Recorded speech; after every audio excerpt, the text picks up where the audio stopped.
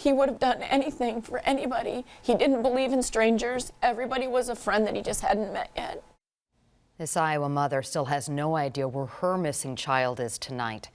Lyra Cook Morrissey and Elizabeth Collins were found 5 months after they went missing. But David McAllister is still missing 5 years after he was last seen. And tonight, our I-9 team found a database to solve missing persons cases may not be used by a majority of police agencies across the state. Investigative reporter Ethan Stein is live in the studio to tell us how this could be impacting the McAllister case and others. Well, Jim, let's introduce you to this tool. It's called NamUs behind me. It stores DNA, dental records, and fingerprints from missing person cases. Law enforcement use NamUs to identify people rather than bodies going unidentified, possibly cremated, and eliminating any hope for closure. We found some law enforcement agencies don't use it, and some don't know it even exists. Looking for a teenage girl. Their photos Drive at 8 and descriptions are all on the state's missing persons clearinghouse, around 300 total. But a simple search shows only 105 are on NamUs, a federal database used to identify bodies. The other 200 are once again missing. Honestly, the not knowing is a whole lot worse than if I knew either way. Marilyn McAllister Snelling's son, David, Big, huge heart. wasn't in the federal system for about 3 months.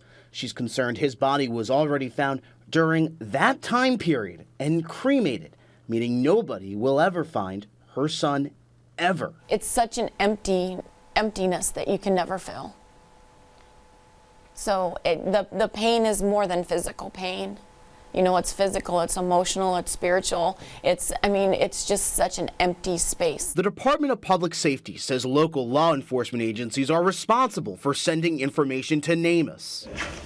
Those include Wapello County Sheriff Don Phillips, but until NamUs called his office looking for DNA, he didn't know about the resource. I had no idea, I've seen it before, we get flyers and stuff, but I didn't know what all they did. The Wapello Sheriff's Office is not alone. For about 5 years, Joshua Lampe has been missing. His name is not on NamUs. City of Carroll police say they didn't even know the database existed. We asked about 30 other law enforcement agencies. 20% of those who responded didn't know about it either. We found the state doesn't teach it.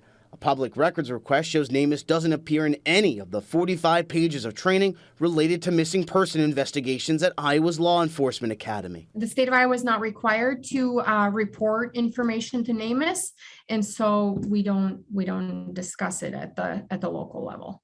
Why not?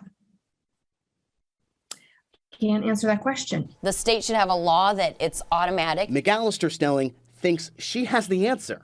A new law requiring law enforcement to report missing people like her son, so no other parent has to wonder if their missing child was already found and never identified. Everybody should get the same treatment, whether they're a 6-year-old girl or a 40-year-old man.